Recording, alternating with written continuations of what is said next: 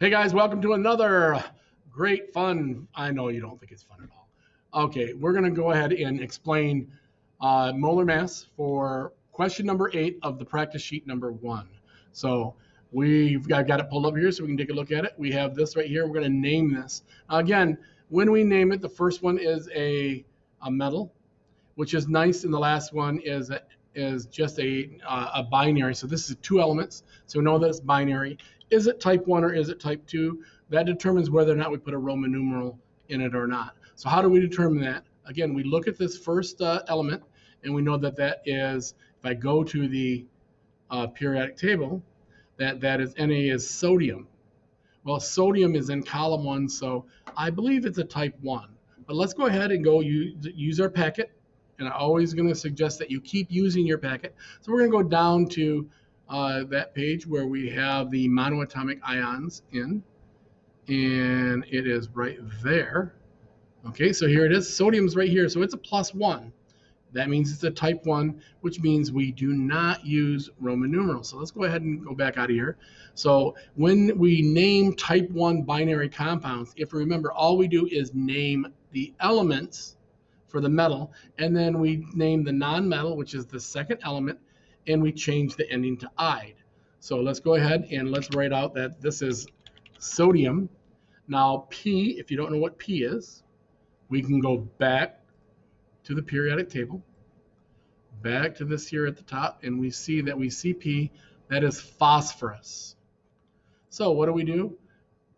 We go ahead and put phosphorus, but we're going to change the ending to "ide," so it ends up being phosphide. So this is sodium phosphide. Okay, and that's it for the name.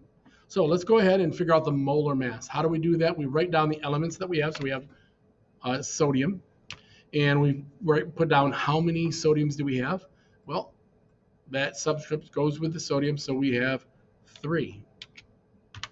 Now we write down the next element, which is that phosphorus, that P, and we look down here, and well, there's no subscript, which means that there is one of them.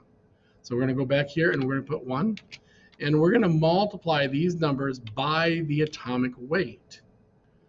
Okay, because the atomic weight of one of them, or whatever it is the molar mass of that, but we have to figure out the molar mass of this compound. Okay, sodium phosphide. So we're going to go back to the periodic table. We're going to look for the atomic weight of sodium and the atomic weight of phosphorus. So we'll go back here. The atomic weight for sodium is 23. And again, if we look at it, there it is. Atomic weight is the larger number in the box. So 23 for sodium, and phosphorus is 31. So let's go back to our question. So sodium, we have 3 sodiums at 23 each, and we have 1 phosphorus at 31. Now again, I like to double check everything. So we're gonna go back over here. Sodium is 23, phosphorus is 31. So 23 and 31. And then we're gonna have these equal something.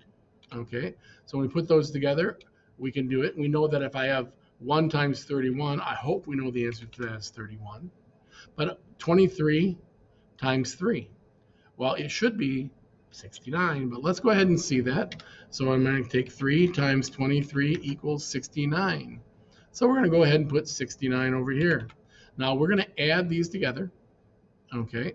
And when we add those together, we're going to come up with the molar mass and what it's going to equal. So bring my calculator back out. We take 69 plus 31 equals 100. Now, again, do you need your calculator? Probably not. You might want to double check on that. So it's going to be 100 grams. So we know the molar mass of sodium phosphide is 100 grams, but I'm going to tell you, I want you to go ahead and make sure that you put the formula for sodium phosphide in there. So we're going to copy this, and we're just going to go ahead and place it down here, because everything has to be descriptive. You can't just write things down or just tell me the molar mass. You have to show the work. If you don't show the work, you're not going to get credit. And you're not going to be able to finish different things as we go through. So as we double check that, I can look at it. I know that that's 100. We're going to go ahead and highlight that, this time in green, and make sure that we look at that and say, okay, we're done. There we go. That's the answer for the molar mass of sodium phosphide. Okay, and that's for practice number 1, question or problem number 8. As always, go Mohawks. Nelson out.